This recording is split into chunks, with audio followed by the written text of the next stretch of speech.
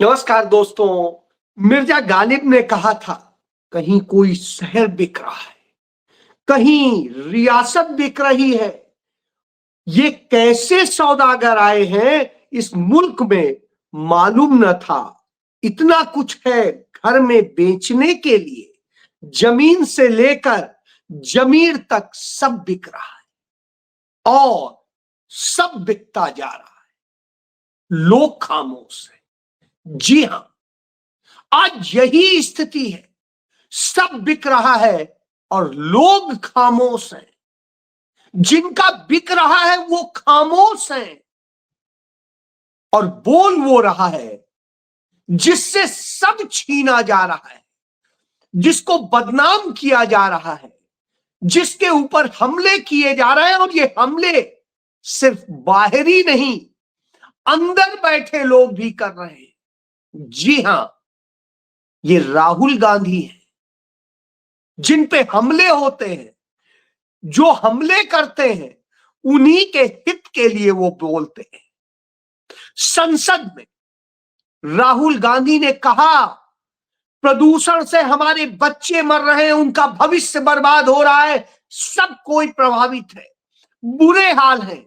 मैं सरकार से कहना चाहता हूं, वो इस पर सार्थक चर्चा करें जिसका निष्कर्ष निकले और न सिर्फ दिल्ली एनसीआर में बल्कि पूरे भारत में हर शहर की जांच हो, हर शहर के मुताबिक व्यवस्थाएं हो। ऐसी पूरी फ्यूचर प्लानिंग बने 10 साल 15 साल की, जिससे सबका भविष्य बचे। जी हां, राहुल गांधी ये कहते हैं। यह बात कहनी चाहिए थी भारत के प्रधानमंत्री को कि भारत के लोगों की जिंदगी खतरे में है, और जब जिंदगी खतरे में है तो आपको विपक्ष और सबको एक साथ आना चाहिए। यह आह्वान प्रधानमंत्री को करना चाहिए था। यह आह्वान उस राष्ट्रपति को करना चाहिए था जो बोली थी बस बहुत हो चुका।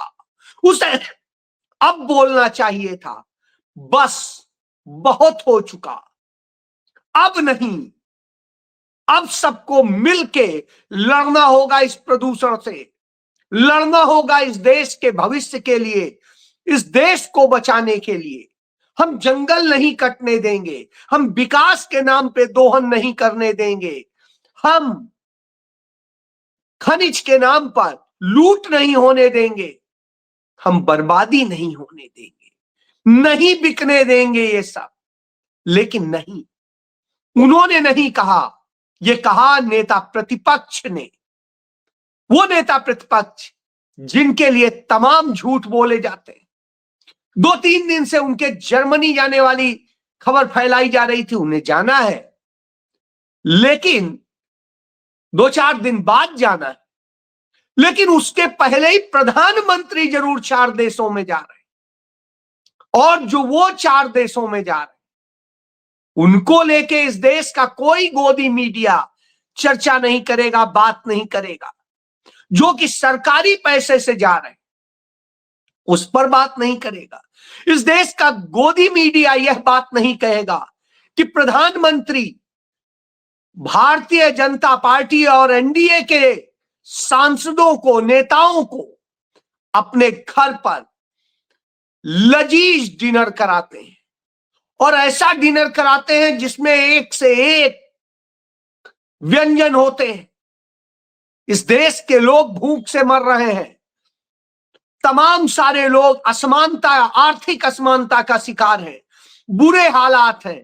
प्रधानमंत्री हमारे आपके पैसे से उन्हें डिनर करा रहे हैं।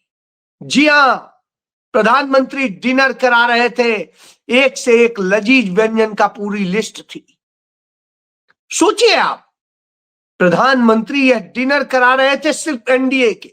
यदि सरकारी कार्यक्रम था, सांसदों को ही कराना था, तो सभी सांसद आमंत्रित होने चाहिए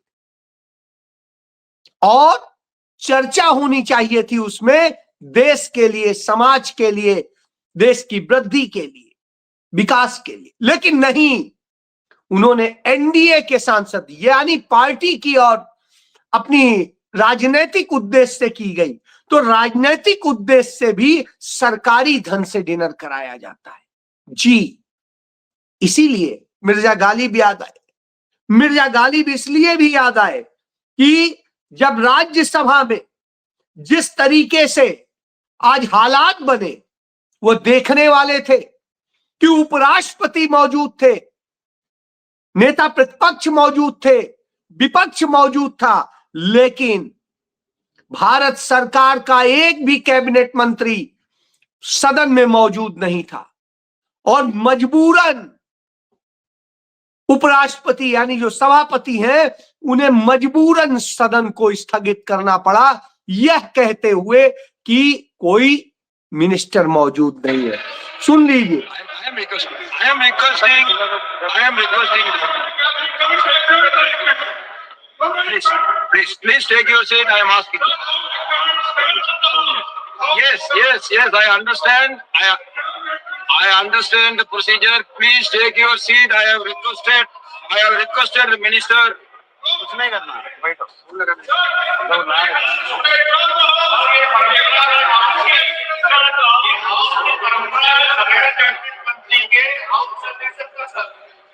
Honorable Minister, you please make a request that one of the cabinet ministers should come.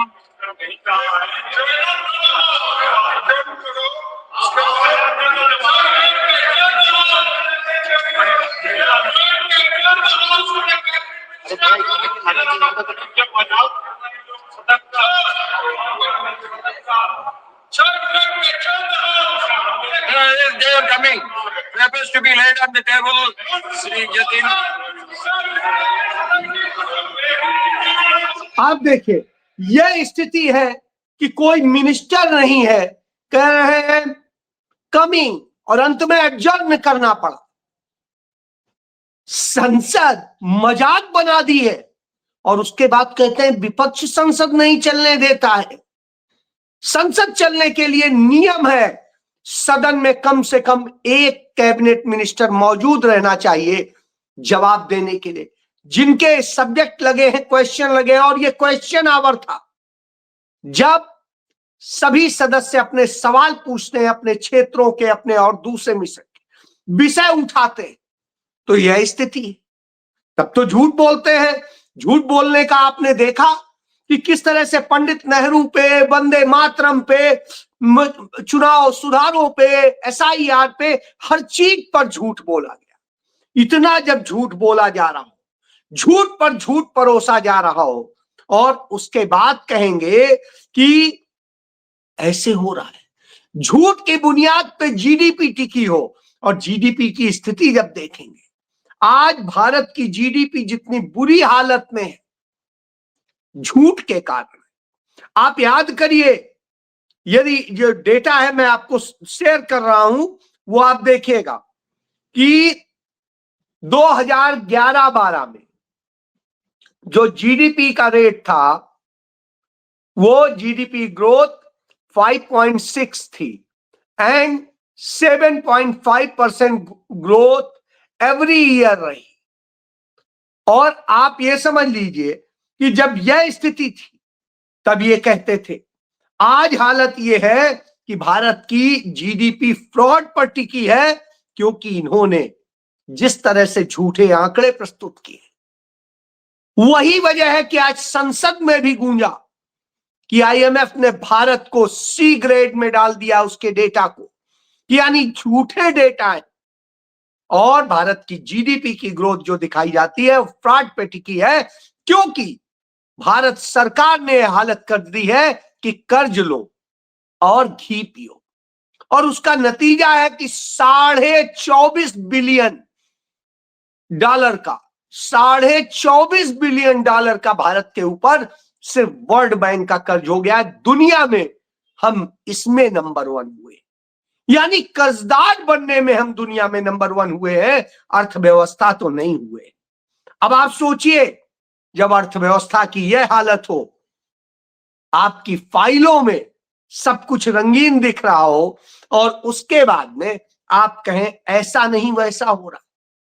दूसरी तरफ बेटी बचाओ बेटी पढ़ाओ के नाम पे जो सरकारी योजना थी उसके नाम पे भारतीय जनता पार्टी ने सरकारी योजना दिखाकर और फर्जी तरीके से अपने खाते में डोनेशन लिया और इस तरह से करके कहा हम बेटी बचाओ बेटी पढ़ाओ के लिए, और खा गए खुद। यह स्थिति है। और जब यह स्थिति हो, करोड़ों रुपया, हजारों करोड़ रुपया खा जा रहे हैं, तब आता है कि वास्तव में क्या कर रहे हैं। वास्तव में बेटियों की हालत आपको दिखाना चाहूंगा कि दिल्ली यूनिवर्सिटी में एक लड़की को, वहां की छात्रा को प्रोफेसर परेशान करता है, हरास करता है, और वो जब उसको सोशल मीडिया पे डालती है तो उससे धमकी और सब कुछ दिया जाता है। भी देख लीजिए, ये मोदी राज में ही हो रहा है। ये है।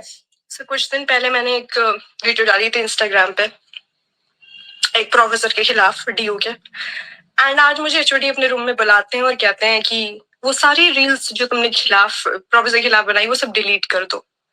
तुम इस यूनिवर्सिटी का बहुत छोटा सा हिस्सा हो चित्रा, हम लोग तुम्हारा बहुत कुछ बिगाड़ सकते हैं। तो ये है भाई, ये प्रोफेसर्स हैं, ये प्रोफेसर्स हैं जो ऐसी धमकी देते हैं अपने स्टूडेंट्स को। अब आप सोच लीजिए, इस तरह से हो रहा है, इस तरह से लड़कियों के साथ। इसके बाद आप कहेंगे, आपने देखा उत्तर प्रदेश में जहां राम राज्य कहते हैं, वहां अमिताभ ठाकुर के साथ में किस तरह का व्यवहार किया, वो किसी से छिपा नहीं है। एक पूर्व आईपीएस है, सीनियर आईपीएस, क्योंकि वो सच की आवाज बनता है। योगी सरकार के तमाम भ्रष्टाचार उसने खोल दिए, नरेंद्र मोदी और उनके गैंग का सच बता दिया है, इसलिए उसे दिल्ली जाते वक्त उतार लिया जाता है शाहजहांपुर में, और पुलिस ऐसे ले जाती जैसे बड़ा आतंकी लेके जा रही हो, आतंकियों की तरह से।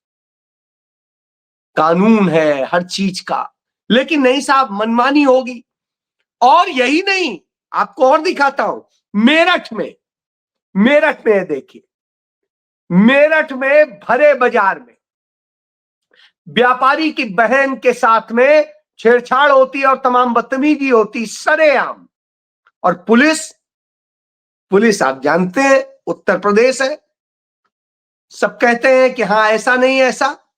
तो आप यह जानिए, जब यह होता है, क्योंकि सच बोलने वालों के साथ में अन्याय होता है। आपने देखा है संजीव भट्ट का परिवार न्याय की गुहार लगा रहा है, न्याय के लिए मांग कर रहा है, लेकिन न्याय नहीं मिल रहा है।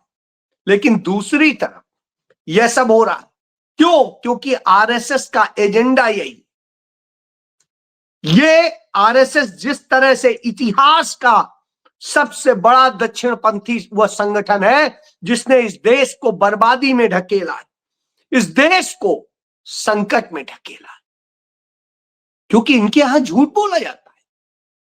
आप यह समझिए, जो बीजेपी के नेता हैं, पर्यावरण मंत्री, उनकी यह स्थिति है कि वो संसद में ही झूठ बोलते हैं।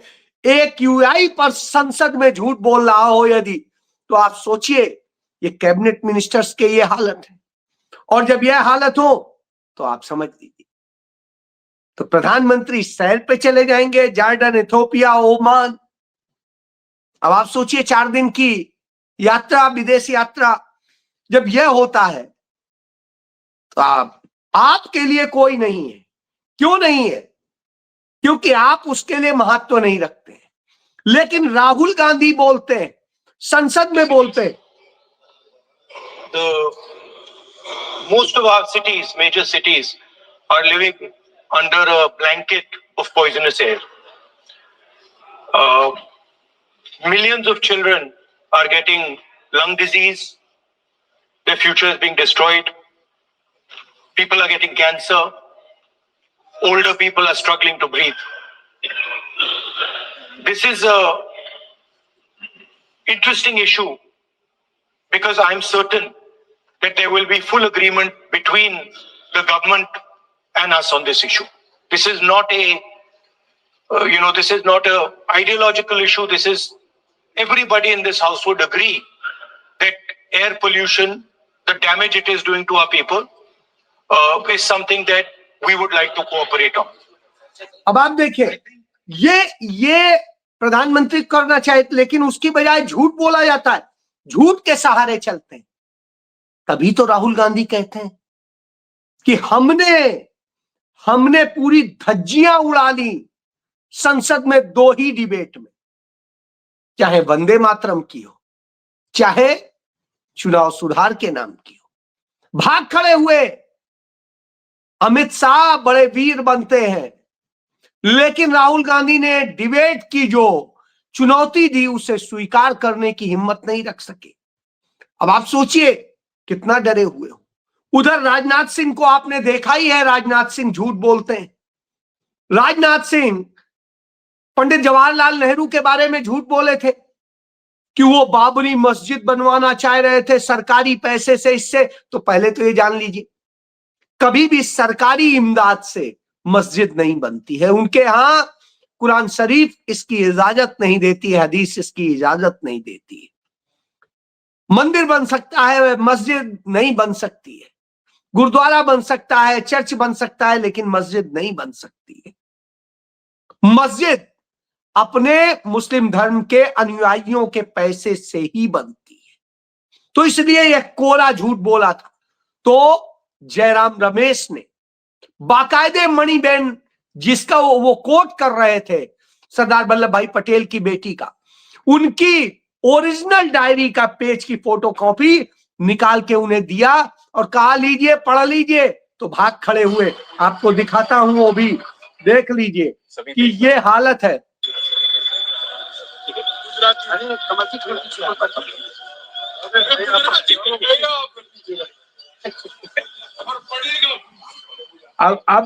अब जब उन्होंने कहा लीजिए ले जाइए और पढ़िएगा, तो कहते मुझे गुजराती नहीं आती है। तो किस बेस पे आपने बोल दिया? फिर आपको बोलने के लिए किसने कहा था? इससे समझ में आता है कि आज देश महत्वपूर्ण नहीं है, असल में झूठ की पूरी बुनियाद पे खड़ा है। तो यह स्थिति है। क्यों है? क्योंकि इनके यहां रामदेव जैसे नेता हैं। नेता इसलिए कह रहा हूं क्योंकि रामदेव ने कहा मैं नेता नहीं, लेकिन 5 से 10 करोड़ वोटर्स को प्रभावित कर सकता हूं। अब आप सोचिए, जब यह कहते हैं रामदेव, तो आपको सोचना चाहिए। ये आप देख लीजिए, मैं ऐसे नहीं कह रहा हूं, हिंदुस्तान अखबार की ये है, ये देखिए कि ये 5 से 10 करोड़ जो मतदाता वोटर्स कह रहे हैं, लोग नहीं कह रहे हैं।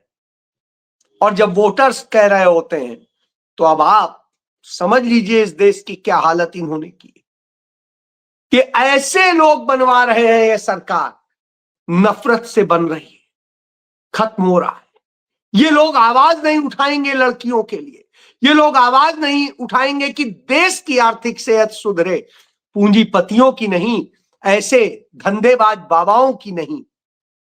ये इसकी आवाज नहीं उठाएंगे कि हमारे बच्चों की सेहत सुरक्षित रहे, हमारी सुरक्षित रहे, हमारे बुजुर्गों की सुरक्षित रहे। ये प्रदूषण खत्म होना चाहिए। बीजिंग दुनिया के सबसे प्रदूषित शहरों में होता था। मैं गया था चाइना, देख के आया उन्होंने जिस तरह से उसको मेंटेन किया, और आज वहां बिल्कुल प्रदूषण नहीं। यह तरीका होता है करने का। यहां भ्रष्टाचार होगा, यहां सब कुछ होगा, लेकिन वो नहीं होगा। राष्ट्रपति सिर्फ तब बोलेंगी जब विपक्षी राज्य में, जहां विपक्ष की सरकारें होंगी, वहां कोई घटना हो जाएगी, भले ही करने वाला बाद में उन्हीं का निकल आए, तब क्या कहेंगी? बस बहुत हो चुका, अब क्यों नहीं बोल रही? दिल्ली में ही हो रहा है, गैंगरेप हो रहे हैं, रेप हो रहे हैं। दिल्ली दुनिया में किसी भी देश की कैपिटल इतनी असुरक्षित नहीं है जितनी दिल्ली में। प्रदूषित, सबसे प्रदूषित कैपिटल दिल्ली है। यानी दिल्ली को क्या बना दिया है? सोचिए, ये क्लीनेस्ट दिल्ली थी, ग्रीन दिल्ली का अवार्ड मिल रहा था, आज वह दिल्ली इस हालत में आ गई है। तो जो शीला दीक्षित के समय की दिल्ली थी, वही दिल्ली के लोग मांग रहे हैं।